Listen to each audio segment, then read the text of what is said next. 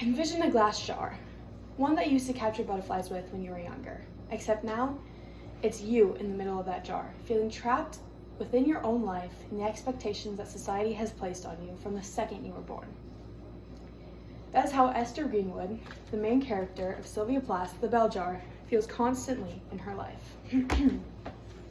Sylvia Plath's most famous novel has been dismissed throughout its entire publication, being reduced to just another autobiography.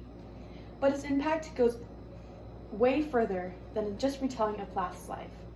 This novel deserves far more recognition for the impact it has on its readers. Olivia Hope explained in an article that there is potentially no other passage in a literary work that I ever resonated with quite so strongly. The Bell Jar is often overlooked in the literary world, even though it has a profound exploration of gender roles, the impact of mental health, and societal expectations. First, I'm going to discuss the novel's social and historical context and why it was significant. Then, I will move on to discussing the revolutionary themes that are prevalent.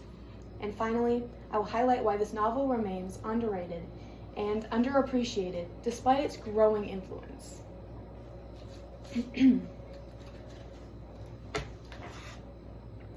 The novel was published in 1961, a time when women were expected to be homemakers and dedicating all of their time to taking care of their children and their home.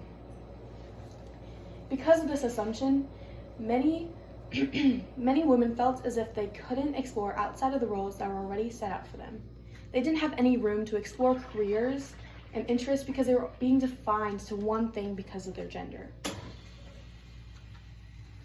Additionally, women's health was heavily stigmatized, which meant that finding any sort of treatment or guidance on how they were feeling was heavily guarded against.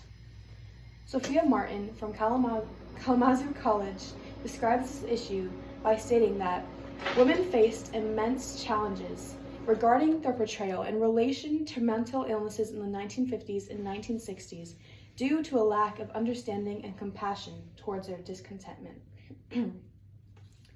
This feeling of dissatisfaction was prevalent in Sylvia Plath's and Esther's life, and she resented the feeling of being suffocated by what society expected her to do and be. She exclaims in her novel that the trouble was, I hated the idea of serving men in any way. I wanted to dictate my own thrilling letters. This quote explains how Esther's deep frustration with her own life stemmed from the rigid gender roles that were enforced on her from the second she was born. Rather than conforming for a long life of servitude and tasteless existence, she strives to have the freedom to make the choices that matter most to her. Plath's portrayal of Esther's inner turmoil serves as a perfect example of the era that she lived in. Throughout the book, the three most important themes that are shown in The Bell Jar is mental illness and identity. Esther has depression, and she explains this in her book by stating, wherever I sat, on the deck of a ship or at a street cafe in Paris or Bangkok, I would be sitting under the same glass jar, stewing in my own sour air. This quote is proof that Plath was navigating her existence through a negative state of mind, which heavily influenced the way she acted and how she dealt with the world around her. The other major theme is identity. Throughout the plot, she's going through a very hard time, and she doesn't know which direction of her life that she wants to pursue. She writes about her confusion by stating that, I saw my life branching out before me like the green fig tree in the story. From the tip of every branch, like a fat purple fig, a wonderful future beckoned and winked. I wanted each and every one of them, but choosing one meant losing all the rest. Throughout these themes, Plath revolutionized literature by addressing issues that still show up in our society and world today.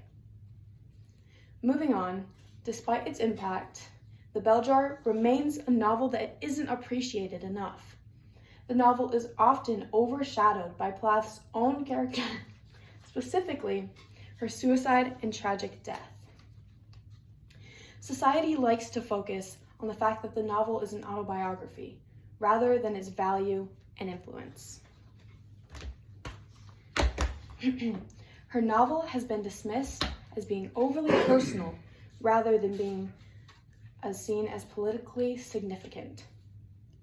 Additionally, the novel's uncomforting and negative themes makes it a challenging read that not many want to pursue.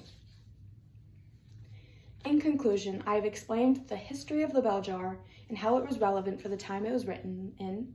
I then explored the complicated themes that were shown in the novel, including mental illness and identity. Finally, I examined why the novel remains underrated despite its significance. I encourage you all to consider reading The Bell Jar by Sylvia Plath and to think beyond the tragic narrative. The Bell Jar is not just a reflection of Plath's life or her story, but it is a mesmerizing piece of literature that has shown that it is above its time.